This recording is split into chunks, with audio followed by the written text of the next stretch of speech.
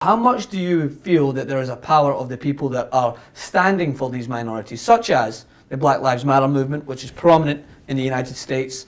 I do a lot of research and analysis going into to make sure that these videos are pushed out on our channel, on our Facebook to promote this.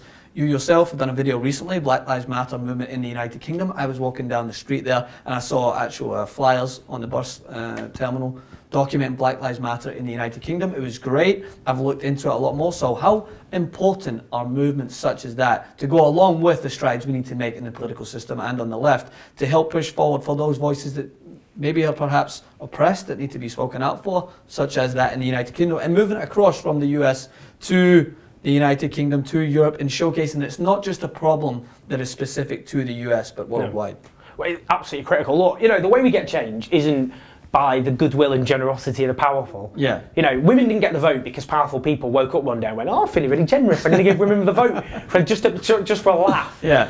People had to struggle. And you think of the United States, suffragettes, for example, these days, we laud suffragettes, don't we? They're like secular saints. But in the United States and in Britain, they were hated. Yeah.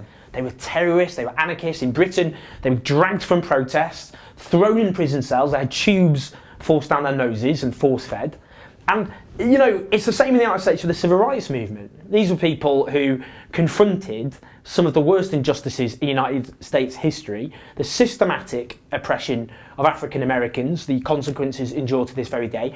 But they marched and they struggled and they were met with violence and persecution, but they won in huge strides in the end.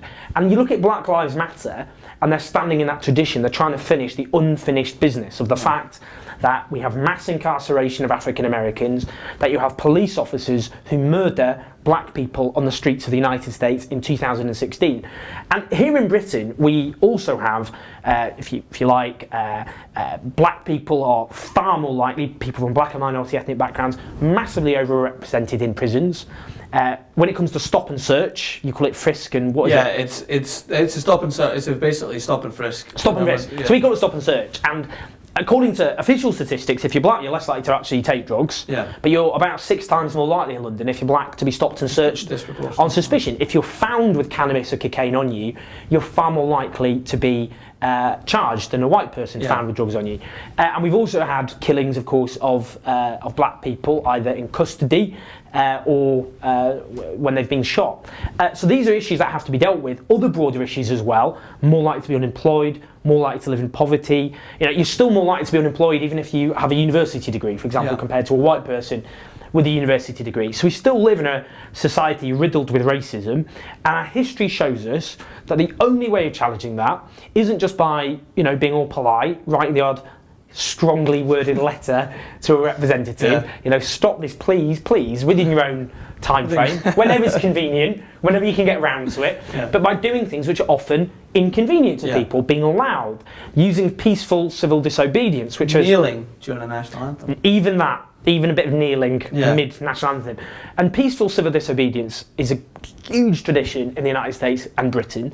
Some of our rights and freedoms were won, most notably in the United States, but also here because of peaceful civil disobedience. So for me, it's a case of the way you get change is by people who are otherwise ignored, belittled, hated, using their collective power to force the powerful to concede. That's what Frederick Douglass. Oh, right, you got it. Yes, power concedes nothing without a demand.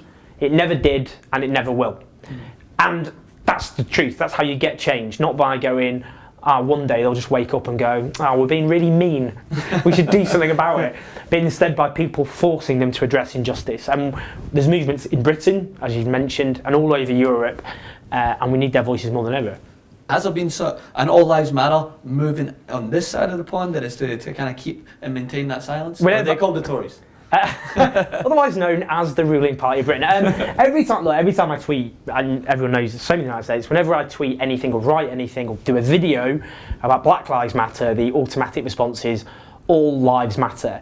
And it is, I think, deeply beyond frustrating, because the point is obviously all human life matters. The point that is made is, look, one group, if you like, one community is facing systematic persecution, and that when a movement arises to say we need to address this fact, you know, whether it be disproportionate stop and search, over-representation in the justice system, poverty, unemployment, then others have a responsibility to listen to them. Yeah. And it's not to go, you don't then try and dilute it by going, but what about all, you know, we've all got problems. Yeah. You know, I mean, that's a way, it's, you know, it's known as whataboutery. Yeah. You know, you know, if you say, for example, I don't know, if I say, what's going on in Syria is terrible, look at all these people being killed. But what about this? It's just an attempt to deflect. Yeah, a sports personality said it very well recently. I don't remember the gentleman's name, but he said it's simply gone into a family that suffered a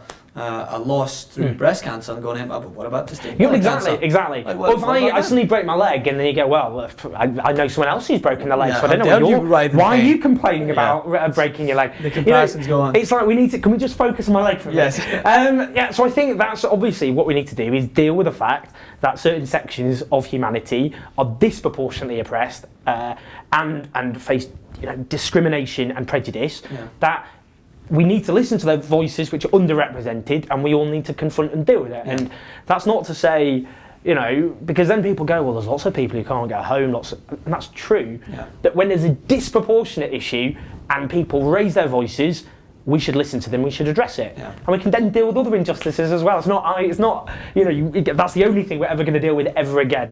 I know what you're thinking about the corporate media. Oh, no, not again. I hear you, brother. Luckily, there's the Young Turks, and you make it happen.